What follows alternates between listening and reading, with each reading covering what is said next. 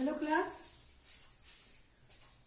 बच्चों, हम जो हिस्ट्री में सेकंड चैप्टर ले रहे हैं, यूरोप में समाजवाद और रूसी क्रांति। तो उस क्रांति के ही इसमें हम आगे बढ़ेंगे पोर्शन में। और आज हम जो पॉइंट ले रहे हैं वो ले रहे हैं पेट्रोग्राद में क्रांति। ठीक है, वो जो पेट्रोग्राद वाला एरिया था उसमें क्रांति। और ये बात है फरवरी की और समय है 1917 और 1917 में सर्दियों का समय। आपको पता है वैसे भी यूरोप में तो इतनी भयंकर सर्दी पड़ती है, कड़ाके की सर्दी, और इतनी वहाँ पे बर्फबारी होती है कि कई कई फीट तक बर्फ जम जाती है। बहुत भीषण सर्दी वहाँ पर होती है।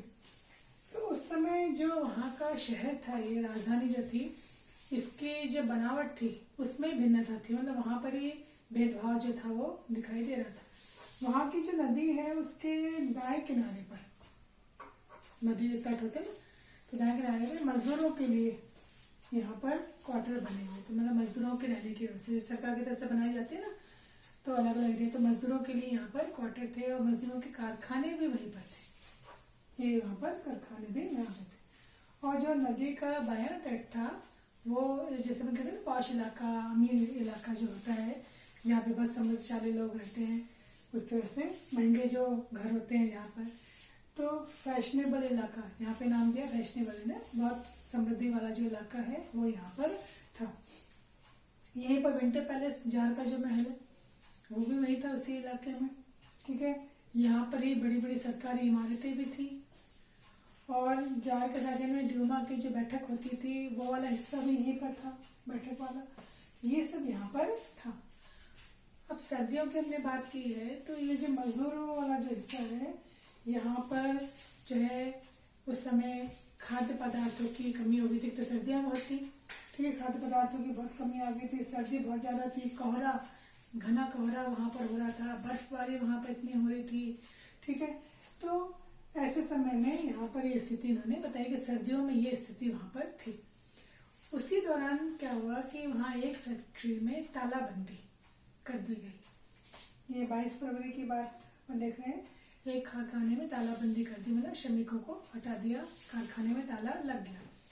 जब ये बात फैली और जगह तक फैली, तो जो और मजदूर है वो भी मजदूरों के समर्थन में, यहाँ के मजदूरों के समर्थन में लगभग 50 फैक्ट्रियों के जो मजदूर थे उन्होंने भी हड़ताल कर दी।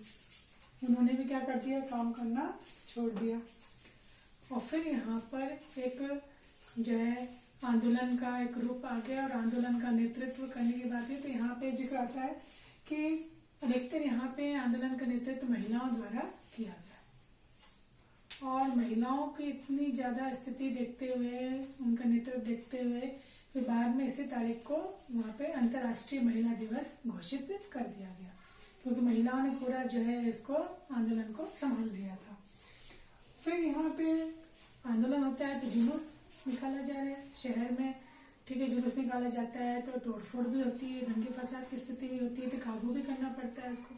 तो यहाँ पे मजदूरों ने जुलूस निकाले शुरू किए, पर यहाँ उस समय तक इनका कोई नेता ऐसा नहीं था जो उसका नेतृत्व कर सके।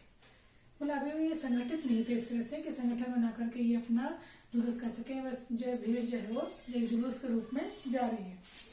तो राजधानी के बीचों बीच वाले जो क्षेत्र होते हैं वहां तक ये जुलूस के रूप में जो मजदूर सारे वहां पर पहुंच गए। और यहाँ पे कोई नेतृत्व नहीं था और मजदूरों के द्वारा क्या हो रहा था, यहाँ पर पूरा घेराव किया जा रहा था। तो ऐसे में इनको रोकने के लिए सरकार ने क्या कर दिया, वहां पर कर्फ्यू लगा दिया। अब कर्फ्यू आप जानते ही क्या होता है कर्फ्यू, ठीक है, तो कर्फ्यू लगा दिया गया। और बाद में पुलिस के द्वारा, जो जैसे पुलिस होती है, घुड़सवार होते हैं, गश्त पर जो होते हैं, ठीक है, तो उनके द्वारा भीड़ को तितर बितर करने के लिए वहां पे किया था। एक बार तो भीड़ क्या हो गई, तितर बितर हो गई। जैसे आपने देखा होगा वर्तमान में आप कहीं ना कहीं सुनते ही हैं कि कहीं कोई जुलूस उलूस जा रहा है तो उसको रोकने के लिए, नियंत्रण करने के लिए, ताकि और दंगे ना भड़के जो है, इसके लिए सरकार कोशिश करती है। तो वहां पर भी भीड़ को तितर बितर कर दिया था। एक बार तो भीड़ यहाँ वहां हो गई, पर 1-2 दिन के बाद वापस वो इकट्ठे हो गए, यहाँ पर जनता फिर एकत्र हो गई। तो निगरानी के लिए वहां पे पुलिस का पहरा कर दिया गया। उसमें घुड़सवार भी जो होते हैं वो भी थे और भी पुलिस थी। और कहा गया कि ना जो है इसको पुलिस निगरानी रखेगी, इनके ऊपर नियंत्रण रखेगी। 24 और 25 फरवरी 25 फरवरी को जार ने डूमा को बर्खास्त कर दिया, जो अपन ने पहले बात की थी। पहले को 75 दिन ने, दूसरे को भी इसने बर्खास्त कर दिया था, तीसरे में केवल रूढ़िवादियों को रखा था। तो डूमा को भी यहाँ पे बर्खास्त कर दिया। 26 फरवरी को सभी जो लोग हैं ये आंदोलनकारी बाएं तट के, यहाँ पे बाएं तट में आपको मालूम है वो जो पॉश एरिया था वहां पर सभी लोग एकत्रित हो गए। और 27 फरवरी को इन्होंने पुलिस मुख्यालय पर भी हमला बोल दिया, नारेबाजी करने लगे। आपने भी देखा होगा कई बार जो आंदोलनकारी होते हैं ये फिर संपत्ति को भी नुकसान पहुंचाते हैं, उस समय नहीं देखते हैं, इनको तो केवल अपनी मांगे मनवानी होती है, नारे की शक्ल में, जुलूस की शक्ल में। तो यहाँ पर भी जो नारेबाजी की जाने लगी। अब नारेबाजी मुख्यतः किस बात के लिए कर रहे थे? एक तो वहाँ पे सर्दियों में खाने पीने की किल्लत हो गई थी, समस्या हो गई थी, इनका जो मुख्य भोजन होता पाव वाव जो होते हैं वो इनको मुश्किल से मिली थी, बहुत महंगी हो गई थी चीजें। तो एक तो रोटी के लिए, ठीक है। दूसरा वेतन इनको कम मिल रहा था, कहीं कहीं वेतन मिल ही नहीं रहा था, जैसे भी अपने का फैक्ट्रियों में तालाबंदी हो गई थी तो और वो काम से बेरोजगार हो गए थे। और ये चाहते थे कि इनके जो कार्य के घंटे हैं जो बहुत ज्यादा थे उसमें भी कमी की जाए, एक सीमा कर दी जाए कि भाई 8 घंटे का काम है, इतने घंटे। वो वहाँ पे कोई ऐसे निश्चित सीमा नहीं थी, बहुत ज्यादा कार्य के घंटे उनसे जो है वो करवाए जा रहे थे।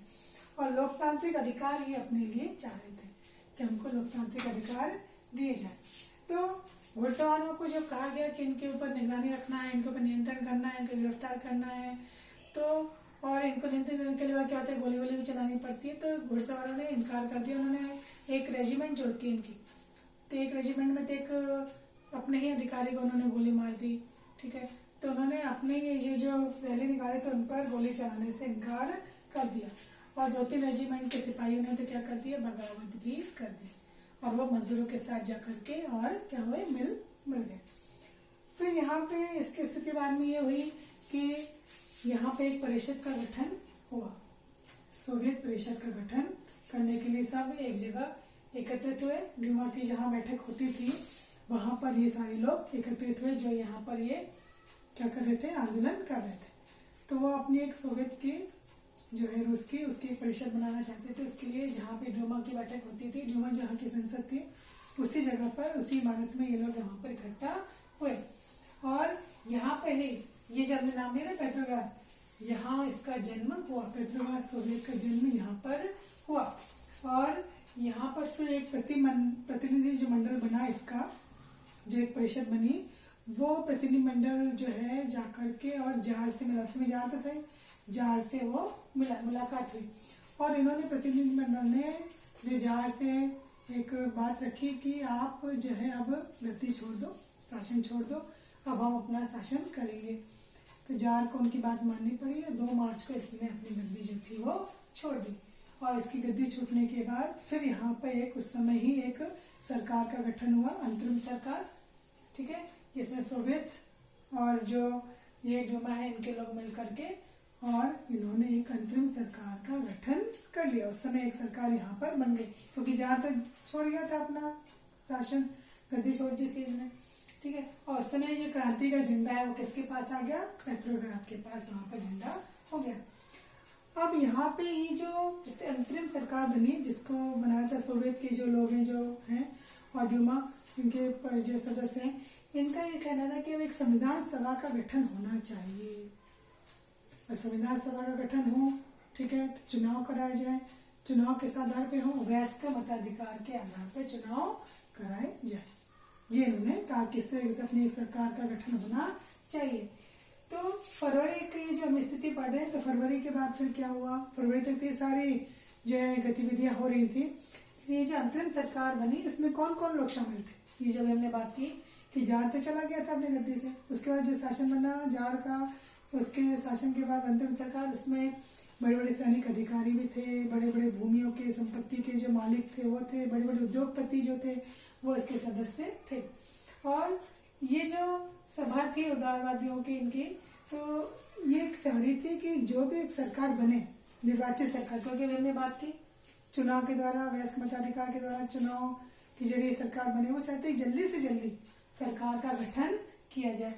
तो इसलिए अभी तक जो भी पाबंदियां लगी थी कि जिस तरह से कोई सभा नहीं बना सकता, कोई समिति का निर्माण नहीं कर सकता, कमेटी नहीं बन सकती, उन सब पाबंदियों को भी क्या कर दिया गया, समाप्त कर दिया गया। इसी बीच अप्रैल में जो इनके नेता थे लेनिन, बोल्शेविक वाली क्रांति अपन जो देख रहे थे पहले, तो उनके जो सदस्य जो बोल्शेविक थे, उनके जो मुखिया लेनिन, ये रूस आ गए, उस समय लौट करके रूस आ गए और इन्होंने यहाँ पर आकर के 3 बातें अपनी कही, 3 चीजों की मांग इन्होंने अपनी रखी। एक तो इन्होंने कहा कि भाई ये जो चल रहा है मामला, ये सब, ये जो युद्ध का मामला, ये समाप्त हो जाए, पहला तो ये। दूसरा, किसानों का जमीन जो है वो दे दी जाए, किसानों की जमीन जो पहले कब्जे वाली हो गई थी और किसानों को जमीन जल्दी से जल्दी मिल जाए। और बैंकों का राष्ट्रीयकरण कर दिया जाए, मतलब बैंक पर अब किसका नियंत्रण हो जाए, सरकार के पास में बैंक आ जाए। तो ये 3 मांगे हैं, ये किस नाम से जानी गई, अप्रैल थीसिस, लेनिन के अप्रैल थीसिस के नाम से ये जानी गई। इस बीच अब अप्रैल आ गया तो गर्मी का समय आ गया, तो गर्मियों में अब क्या हो गया, वापस से मजदूर आंदोलन शुरू हो गए, फिर से आंदोलन शुरू हो गए, कमेटियां समितियां बनने लगी, ट्रेड यूनियन बनने लगे, ठीक है। और ये जो सैनिकों के द्वारा है, इनके भी यूनियन बनने लगी, समितियां बनने लगी, कमेटियां समितियां, ट्रेड यूनियन, सेना की समितियां, ठीक है। तो अब इसमें क्या है कि बहुत ज्यादा वापस से आंदोलन का रूप बनने लगा। तो अभी जो सरकार है, इसको इसके ऊपर काबू करना था, नियंत्रण करना था, तो इसने क्या कर दिया, उस पर नियंत्रण करने के लिए जो है अपनी जो कोशिशें शुरू की। और क्योंकि उस समय क्या हो गया, ऐसी स्थितियां बनी कि अंतरिम सरकार कमजोर होने लगी। इन सब मामलों में जो है अंतिम सरकार जो बनी थी उसकी ताकत कम होने लगी। तो ताकत को कम होता देख उन्होंने क्या किया कि इन सब में अपन ने देख ही लिया, यहाँ पर इन्होंने क्या कर दिया, उनको रोकने के लिए कार्य करने शुरू कर दिए। और जितने भी जो बड़े बड़े जो आंदोलन कर रहे थे उनके नेता लोग, ये जो बोल्शेविक जो लोग थे, उनकी भी गिरफ्तारी यहाँ पर की जाने लगी। बड़े बड़े जो नेता थे उनकी भी गिरफ्तारी यहाँ पर होने लगी। और जो जमीन है उस पर फिर बाद में क्या हुआ कि किसानों ने अपनी जमीनों पे भी जो है कब्जा करना शुरू कर दिया। तो यहाँ पे इस तरह से कई जो नेता है वो भूमिगत हो गए, ठीक है, और कईयों को गिरफ्तार भी कर लिया गया। तो ये स्थितियां वहां पर बनने लगी, मतलब फरवरी के बाद वहां पर गर्मियों के समय में क्या स्थितियां बनने लगी। तो आगे बच्चों अभी अपन और पढ़ेंगे पेट्रोग्राड में फिर और क्या क्या बदला, ठीक है। फिर अक्टूबर तक आते आते वहां पर क्या स्थितियां हो गई, क्योंकि 2 क्रांतियां, एक फरवरी की और एक अक्टूबर की, ठीक है। ये दोनों का अपन आगे जो है जिक्र करेंगे, ठीक है।